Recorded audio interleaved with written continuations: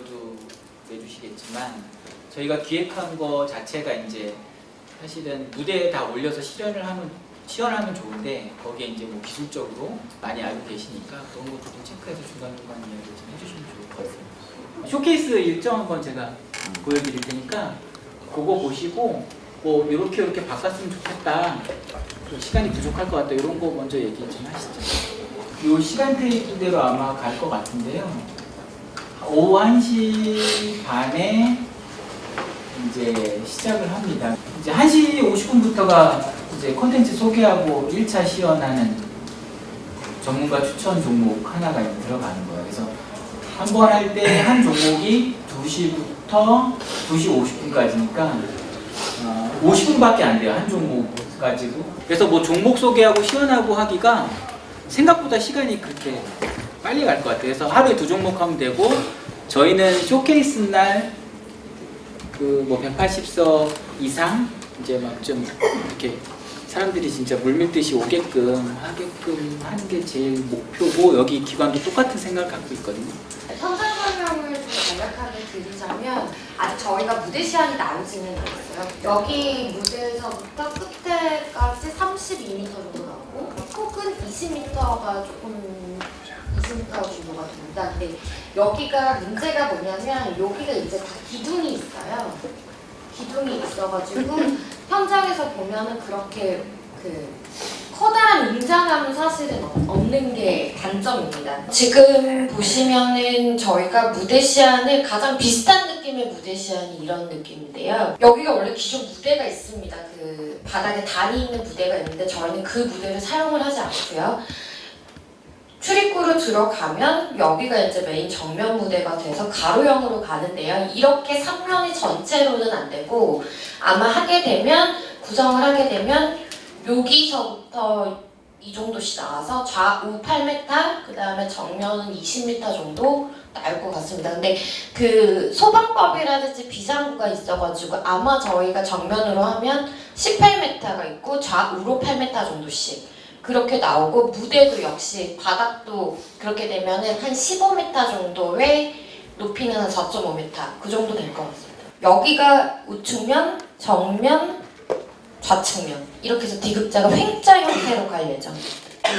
그래서 생각보다 화면이 엄청 크겠죠? 정면 화면은 15m 이상이고 좌우에 8m까지 연결된 거기 때문에 전체적인 화면 자체가 미디어 파사드 형식으로 돼서 거의 30m가 넘는다고 생각하시면 되세요. 다만 30m가 일자형이 아닌 D급자 형태로 미디어 파사드 확장이 되는 부분이어서 그 점은 감안을 해주시면 되는데, 바닥은 기존에 있는 거를 쓰지 않고 저희가 제작을 하는데 와이드가 15m 정도, 그 다음에 밖으로 빠져나오는 거는 한 5m 정도, 그 정도로 생각을 해주시면 될 것 같습니다. 저희가 제작하는 무대 자체는 레이어에 빔 프로젝터 스크린이 들어간다고 생각을 하시면 되세요. 그리고 그거를 쏘는 거는 이쪽 입구 바로 앞쪽에, 그러니까 현장 홀에 저희가 트러스를 설치해서 빔 프로젝터 조명 연출을 할 예정이기 때문에 그 부분을 감안을 해주시면 되시고, 만약에 크로마키를 하게 되면 지금 현장에서는 기존 무대에 저희가 공간을 구성해서 활용하는 방법이 최선인 상황인 거예요. 기존 e스포츠 같은 경우에는 선수들이 움직임이 없이 고정된 의자에 앉아서 하거나 어디 이렇게 거기 박스 안에 들어가서 하잖아요. 근데 이거 같은 경우는 크로마키를 세팅을 하고 그 안에서 플레이를 해야 되는데, 그 모습을 무대에 보이는 곳에 넣을 거냐, 아니면 크로마키로 나온 플레이하는 사람들은 뭐 안 보여도 되느냐, 오늘 이제 그런 이야기들을. 제가 한 가지 여쭤보고 싶은 게, 크로마키 세트를 제작을 한다라고 하면 네. 넓이가 어느 정도 되는지. 그게 이제 그때 VR 종목 IP마다 다른 거예요. 그래도 평균치로 될 수 있는 최대치를 말씀을 주셔야 저희가 무대 안으로 들어간다, 아니면 밖으로 빼야 한다라는 말씀을 드릴 수 있을 것 같아요. 그게 한 보통 5m, 바이브 가지고 5m가 큰 건가요? 아니면 그냥 평균적인 정도의 규모 5m 정도는 보통 하거든요. 그러면 두 명이 들어갈 수도 있나요? 두 명이 들어갈 수는 있어요. 이제 센서를 하나로, 그러니까 이제 한 조를 설치해야 돼요. 그러니까 만약에 두 팀이 듀얼, 그러니까 멀티로 한다 그러면 5m 짜리가 두 개 있어야 되는 거잖아요. 5m는 2명이 들어갈 수 있고 센서를 한 세트로 구성이 가능하고요. 네. 그러시면 그거는 세팅을 하고 그 다음에 잘 송출이 되는지 호환이 되는지 그거를 확인하는 시간은 어느 정도 걸리는지. 세팅하는데 좌표 값을 맞추는데 능숙하면 2시간, 능숙하지 않으면 10시간씩 걸려요. 그러시면 무대 위로 올라갈 수는 없고요. 왜냐면 저희가 2일차, 3일차, 그러니까 쇼케이스 1일차, 2일차 모두 오전에 컨퍼런스가 있기 때문에 컨퍼런스가 끝난 다음에 그거를 세팅을 한다는 건 물리적인 시간상 안 되기 때문에 기존의 무대에서 할 수는 없고 저희가 그 아까 보여드린 기존 무대 이쪽 뒤쪽으로 뺄 수밖에 없는 상황이에요. 그게 화면 뒤쪽이죠? 이거의 뒤쪽이라고 보시면 돼요. 그죠, 이면의 그죠. 네, 뒤쪽. 금연의 뒤쪽. 금연의 뒤쪽, 기존의 무대 이쪽이라고 생각하시면 돼요. 그 보통은 이제 진행하시거나 이렇게 하실 때는 무대에서 하실 수도 있지만 본격적으로 이제 저기 게임이 고가 들어가면 보통 이렇게 테이블 앉아서 하시잖아요. 그거 위치는 어디쯤이 좋을지 이제 이렇게 좀 얘기 좀 해주실 수 있어요?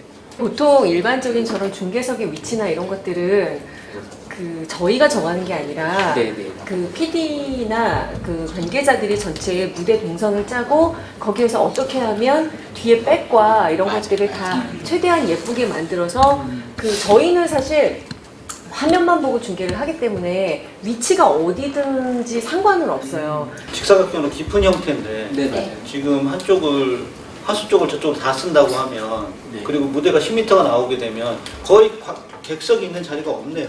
근데 그걸 왜 그랬냐면 VR처럼 파사드로 하고 이 화면 안에 관객을 담아서 적게 들어가더라도 이 느낌을 이걸 안 쓰고라도 느낌을 나게 하려고 한 거였고 그런 의미라면 말씀하신 그 중계석은 네. 최대한 관객 눈에 안 비치는 곳으로 빠지는 게 낫지 않을까 생각이 드는데요. 네네. 최대한 그 앞에 화면에 몰입할 수 있게끔. 네네. 네. 중계석 한 세트당 3분씩 앉아서 하시는 걸로 준비를 하면 되는. 그러니까 글로벌 중계석은 2석만 있어도 되고요. 네.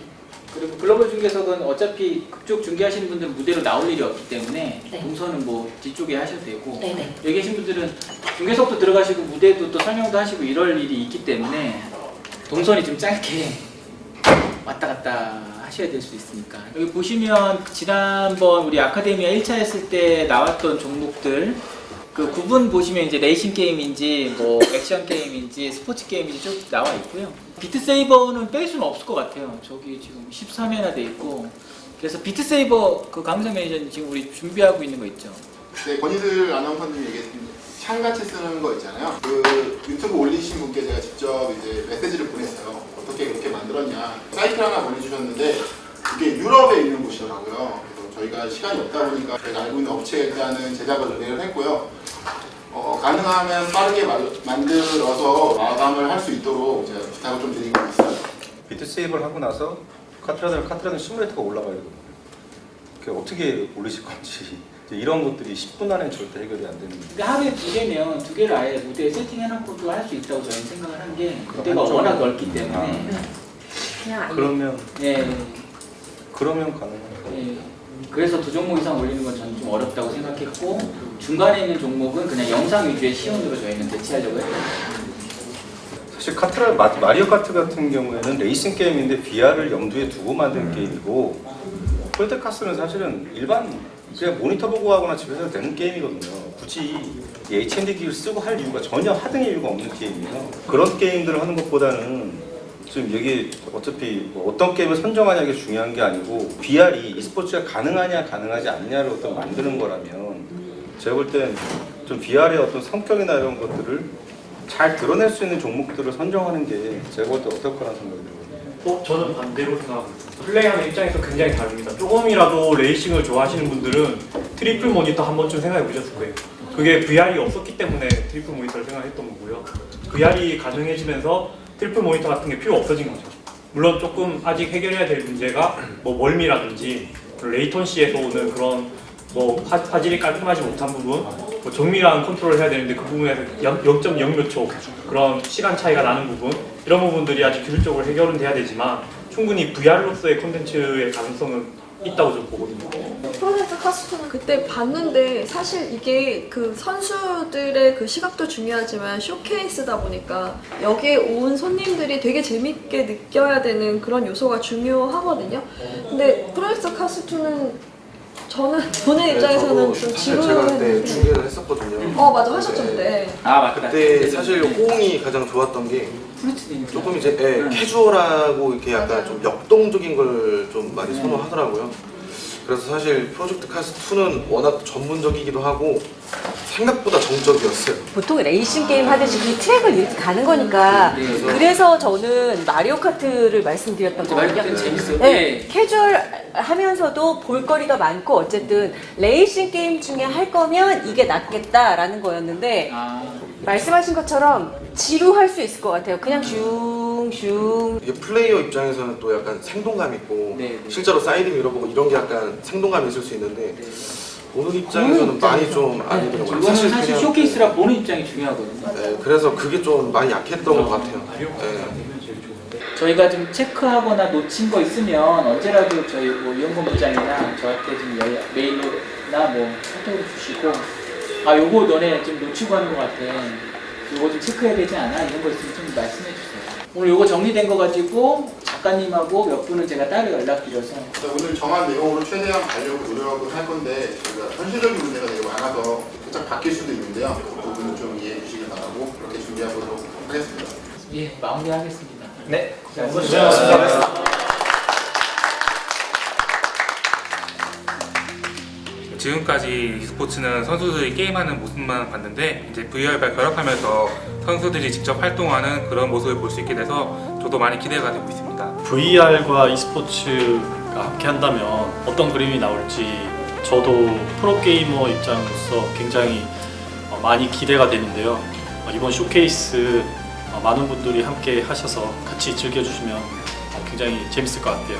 여러분들 7월 20일 날에 쇼케이스 저희 진행하거든요. 저희 아카데미 이제 포럼 같이 이제 힘을 모아서 아이디어 모아가지고 쇼케이스를 하게 되는데 혹시 저를 보고 싶으신 분들 뿐만 아니라 VR에 관심 있으신 분들 놀러 오시면 굉장히 유익한 시간이 될 거예요. 제가 진짜 다양한 종목들을 팬 여러분들께 전해드리는 역할을 했었는데 이제 또 신세계가 열리네요. VR과 그리고 e스포츠가 결합한 VR e스포츠 쇼케이스가 열린다고 합니다. 저도 그 현장에서 여러분들 직접 찾아뵐 거거든요.